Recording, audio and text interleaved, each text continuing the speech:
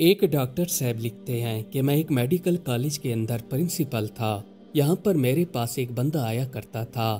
یہ اکثر اپنے مریض کے بارے میں مجھ سے مشورہ کرتا تھا تو میں اسے مریض کے متعلق مشورہ دے دیا کرتا تھا۔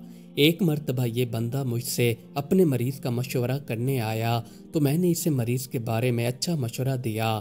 اسی دوران ہم دونوں کے درمیان کچھ باتیں ہونے لگیں تو اس آدمی نے مجھے بتایا کہ ڈاکٹر صاحب آج میں آپ کو ایک ایسا عجیب واقعہ سناتا ہوں جس سے آپ کی روح کانپ جائے گی۔ ڈاکٹر صاحب نے اس سے کہا، آپ مجھے ایسا کون سا واقعہ سنانے والے ہیں جس سے میری روح کانپ جائے گی؟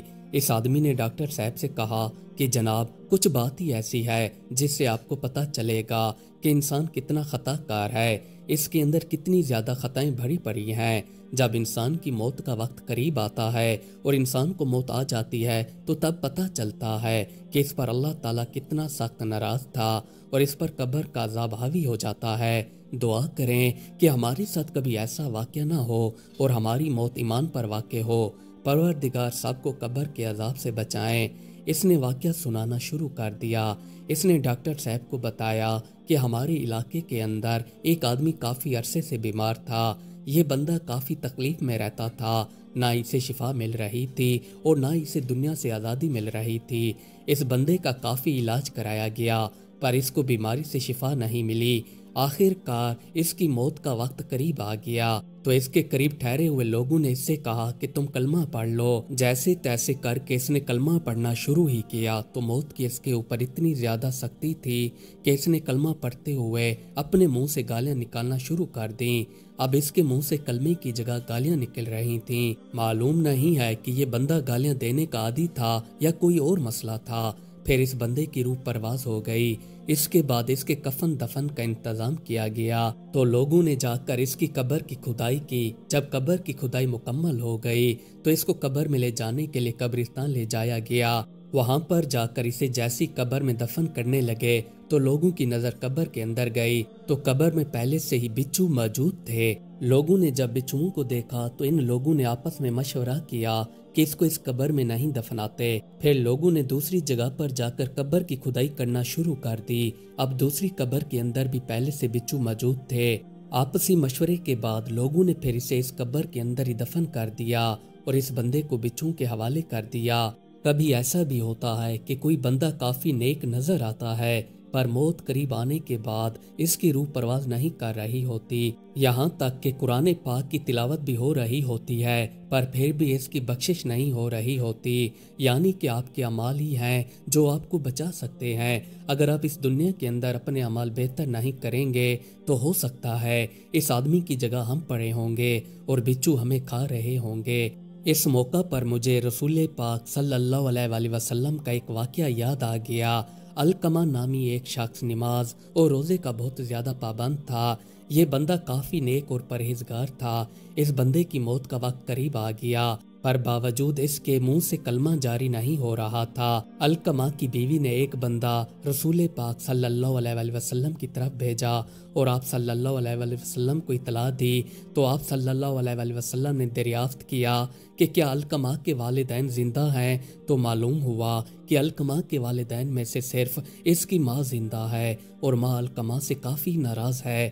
پھر آپ صلی اللہ علیہ وآلہ وسلم نے علقمہ کی ماں کو پیغام بھیجا کہ میں آپ سے ملاقات کرنا چاہتا ہوں، اگر آپ میرے پاس تشریف لانا چاہیں تو لا سکتی ہیں ورنہ میں ہی آپ کے پاس آ جاتا ہوں۔ جب علقمہ کی ماں کو پیغام ملا تو اس نے کہا کہ میری آپ صلی اللہ علیہ وآلہ وسلم پر جان قربان، میں خود ہی آپ کے پاس آنا پسند کروں گی۔ اس کے بعد علقمہ کی ماں رسول پاک صلی اللہ علیہ وآلہ وسلم کے پاس آ گئی۔ آپ صلی اللہ علیہ وآلہ وسلم نے علقمہ کی ماں سے پوچھا کہ کیا آپ اپنے بیٹے سے ناراض ہیں تو اس نے جواب دیا کہ ہاں میں اپنے بیٹے سے کافی ناراض ہوں۔ تو رسول پاک صلی اللہ علیہ وآلہ وسلم نے فرمایا کہ تم اس سے کیوں ناراض ہو، آخر کیا وجہ ہے؟ تو اس نے بتایا کہ میرا بیٹا ویسے تو کافی نیک اور پرہیزگار ہے پر بیوی کے مقابلے میں یہ میری نافرمانی کرتا تھا، اس لیے میں اس سے کافی ناراض ہوں۔ آپ صلی اللہ علیہ وسلم نے علقمہ کی ماں سے فرمایا کہ آپ اسے معاف کر دیجئے، یہ اس کے لیے بہتر ہے۔ علقمہ کی ماں نے کہا کہ میں اسے معاف نہیں کروں گی۔ پھر آپ صلی اللہ علیہ وسلم نے حضرت بلال حبشی رضی اللہ تعالیٰ عنہ کو حکم دیا کہ لکڑیاں جمع کرو اور علقمہ کو آگ لگا کر جلا دو۔ جب علقمہ کی ماں نے رسول پاک صلی اللہ علیہ وسلم کے یہ الفاظ سنے تو یہ گھبرا گئی اور یہ کہنے لگی کہ کیا میرے بیٹے کو زندہ جلایا جائے گا؟ تو رسول پاک صلی اللہ علیہ وسلم نے جواب دیا کہ ہاں، اللہ کے عذاب کے مقابلے میں ہمارا عذاب ہلکا ہے۔ پروردگار کی قسم، جب تک تم اس سے ناراض ہو، نہ ہی اس کی نماز قبول ہے اور نہ ہی اس کا صدقہ قبول ہے۔ علقمہ کی ماں نے کہا کہ میں آپ صلی اللہ علیہ وسلم کو اور یہاں پر موجود تمام لوگوں کو گواہ بناتی ہوں کہ میں نے علقمہ کو معاف کر دیا ہے۔ آپ صلی اللہ علیہ وسلم نے لوگوں سے پوچھا کہ دیکھو علقمہ کی زبان پر کلمہ شہادت جاری ہوا یا نہیں۔ لوگوں نے رسول پاک صلی اللہ علیہ وسلم سے کہا کہ علقمہ کی زبان پر کلمہ شہادت جاری ہو گیا ہے اور اسی حالت میں اس کا انتقال ہو گیا۔ آپ صلی اللہ علیہ وسلم نے علقمہ کے جنازے کا حکم دیا اور اس کے غسل کفن کا کہا۔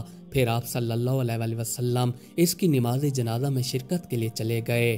علقمہ کو دفن کرنے کے بعد آپ صلی اللہ علیہ وسلم نے مہاجرین اور انصار سے فرمایا کہ جس شخص نے اپنی ماں کی نافرمانی کی، جس نے اپنی ماں کو تکلیف پہنچائی، اس پر اللہ کی لعنت، فرشتوں کی لعنت اور سب لوگوں کی لعنت۔ اللہ تعالیٰ ایسے بندے کا نہ فرض قبول کرتا ہے نہ ہی نفل، یہاں تک کہ یہ اللہ تعالیٰ سے توبہ کرے اور اپنی ماں کے ساتھ نیکی کرے اور جس طرح بھی ممکن ہو یہ اپنی ماں کو راضی کرے۔ رب کی رضا ماں کی رضا مندی پر موقوف ہے اور اللہ تعالیٰ کا غصہ اس کے غصے میں پوشیدہ ہے۔ ایک اور جگہ پر رسول پاک صلی اللہ علیہ وسلم کا فرمان ہے کہ سارے گناہوں کی حیثیت یہ ہے کہ اللہ تعالیٰ ان گناہوں میں سے جن گناہ کو چاہے گا معاف فرما دے گا، مگر ماں باپ کی نافرمانی کرنے کے متعلق اس نے فیصلہ کیا ہے کہ اس جرم کے مرتکب کو اس کی وفات سے پہلے دنیا کے اندر اسے سزا دے کر رہے گا۔ رسول پاک صلی اللہ علیہ وسلم فرماتے ہیں کہ اللہ تعالیٰ نے تم پر ماؤں کی نافرمانی اور بدسلوکی کو حرام قرار دے دیا ہے، لہٰذا آپ لوگوں کو چاہیے کہ اپنے ماں باپ کے ساتھ اچھے طریقے سے پیش آئیں۔ جس ماں باپ نے آپ کو بولنا سکھایا ہے، آپ جب بڑے ہو جاتے ہیں تو اسی ماں باپ کے سامنے ایسے فر بولنے لگ جاتے ہیں کہ ان کو گالیاں دینے لگتے ہیں۔ بس ڈرو اس وقت سے جب آپ پر اللہ تعالیٰ کا عذاب قائم کر دیا جائے گا اور آپ اس وقت ایسے دبکے پڑے ہوں گے کہ آپ کو یہ دنیا بےمانی لگ رہی ہوگی اور آپ کے ساتھ ایسا برتاؤ کیا جائے گا کہ آپ پچھتا رہے ہوں گے، پر اس وقت کافی دیر ہو چکی ہوگی۔ اس لیے بہتر ہے کہ اب بھی ٹائم ہے، اپنے ماں باپ کے ساتھ اچھے طریقے سے پیش آئیں، ورنہ کافی دیر ہو جائے گی، پھر آپ کے پاس پچھتانے کے علاوہ اور کچھ نہیں ہوگا۔ جو لوگ اپنے ماں باپ کو ناراض کر چکے ہیں ان کو چاہیے کہ جلدی جلدی اپنے ماں باپ کو منا لیں، یہ نہ ہو کہ ماں باپ ناراض ہو کر اس دنیا سے چلے جائیں اور آپ ساری زندگی پیچھے رہ کر روتے رہیں۔ یہ بات یاد رکھیے گا، جس سے ماں باپ ناراض ہو جاتا ہے تو اس بندے سے اللہ تعالیٰ بھی ناراض ہو جاتا ہے، اور اللہ تعالیٰ ایسے بندے کی کوئی بھی عبادات قبول نہیں کرتا جس سے ماں باپ ناراض ہو۔ مزید اچھی ویڈیوز دیکھنے کے لیے ہمارے چینل کو سبسکرائب کر لیجئے۔ Thanks for watching.